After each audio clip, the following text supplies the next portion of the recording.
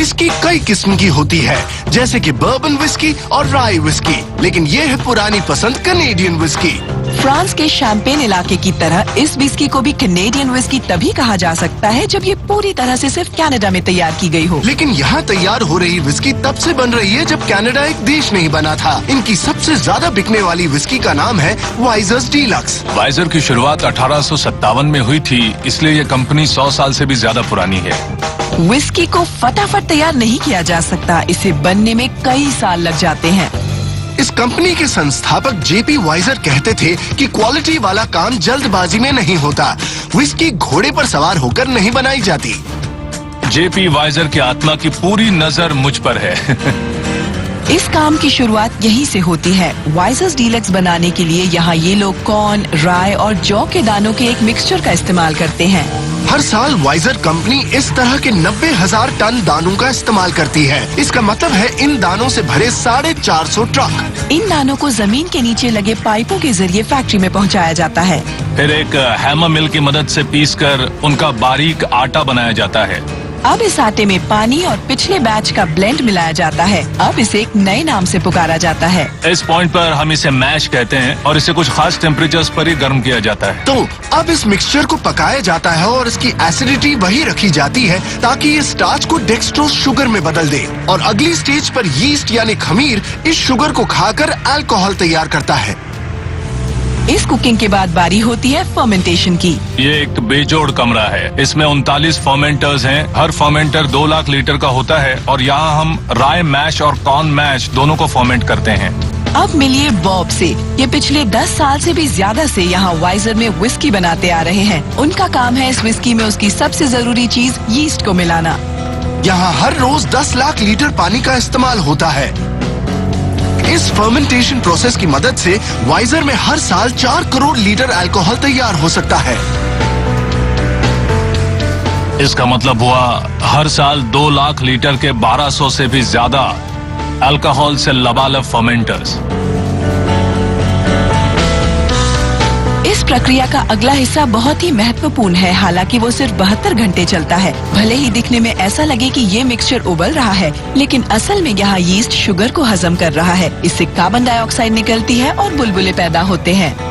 मैं इसे इस ऑपरेशन की दिल की धड़कन कहता हूँ। अगर इस पर कंट्रोल कर सके तो बाकी सारा काम आराम से होता है। मैश के इस बदले हुए रूप को अब हम डिस्टिलर्स बियर कहते हैं, क्योंकि बियर की तरह ही इसका फर्मेंटेशन अब पूरा हो चुका है। अब इस बियर के कुएं की सारी बियर को एक डिस्टिलेशन टावर में पहुंचाया जाता है। डिस्टिलेशन टावर के निचले सिरे से उसमें भाप छोड़ी जाती है, जिससे अल्कोहल और पानी अलग हो जाते हैं। अल्कोहल झाग के रूप में उठकर पानी की सतह पर आ जाता है, जबकि पानी नीचे ही रह जाता है। पहले ये चीज बियर थी, लेकिन अब इसे शराब की ही एक और किस्म से जुड़ा एक नया नाम मिल जाता है, हाई वाइन। पहले डिस्टिलेशन के बाद स्टेज पर इस्तेमाल होने वाला ये एक बहुत ही पुराना नाम है। इसका मतलब विस्की बनने से पहले उसका मिक्सचर पहले बियर में बदलता है, उसके बाद वाइन में। है ना कमाल की बात? यहाँ से इस काम की रफ्तार थोड़ी धीमी होने लगती है, बल्कि बहुत ही धीमी हो जाती है। सारी कनेडियन विस्कियों को कम से कम 3 साल तक टंकियों में बंद करके रखा जाता है। इसे एज करना कहते हैं। लेकिन वाइजर्स डीलक्स विस्की को कितने समय के लिए एज किया जाता है, ये एक गोपनीय नुस्खा है। लेकिन इसे ओक की थोड़ी सी छेदों वाली टंकियों में एज किया जाता है, जिससे वक्त के साथ उनमें इसका स्वाद बनना शुरू हो जाता है। विस्की को 190 लीटर के व्हाइट ओक टंकी में भरा जाता है। ये थोड़ी झुलसी हुई टंकी है, जिससे प्रोडक्ट को वनीला और कैरामल टॉफी का स्वाद हासिल होता है। हर टंकी का अपना स्टॉपर होता है, जिसे हाथ से लगाया जाता है। उसके बाद ही विस्की पर सील लगाई जाती है। इस विस्की को दूसरी 16 लाख टंकियों में भी एज किया जाता है। इस एजिंग के दौरान थोड़ी बहुत विस्की खुद ब खुद भाप बनकर उड़ जाती है। इसे हम एंजल शेयर यानी फरिश्तों का हिस्सा कहते हैं। तो फरिश्ते भी विस्की के शौकीन होते हैं। सोचिए आसमान में कितनी बड़ी डिस्टिलरी होगी। अब वाइजर्स डीलक्स की ये विस्की फिर से बाहर आने के लिए तैयार है। इन टंकियों को पंचर किया जाता है ताकि उनमें से विस्की निकालकर उसे ब्लेंड किया जा सके। उन टंकियों से प्रोडक्ट को नलियों से खींचकर उसे एक कंपोनेंट टैंक में पहुंचा दिया जाता है। बोतलों में भरने से पहले इस विस्की को 6 डिग्री सेल्सियस तापमान पर ठंडा किया जाता है और उसे फिल्टर किया जाता है। भले ही कई साल गुजर चुके हैं, लेकिन आखिरकार अब ये विस्की बोतलों में भरे जाने के लिए तैयार है। बेकी लंबे समय से इस लाइन पर कड़ी नजर रखती आई हैं। मैं पिछले 45 साल से यहाँ काम कर रही हूँ। मैंने हाई स्कूल के बाद ही यहाँ नौकरी कर ली। एक मिनट, मुझे बहुत ही खराब बोतल नजर आई है। हम यहाँ पर इसी चीज को रोकने की कोशिश करते हैं। ये देखिए, ये बोतल इस लाइन पर टूट गई थी।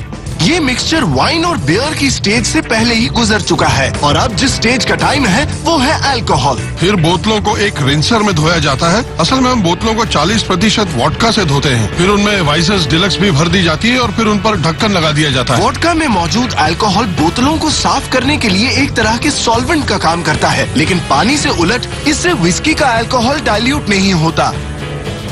हमारे इस लाइन पर 1 मिनट में विस्की की 370 बोतलों को भरा जा सकता है।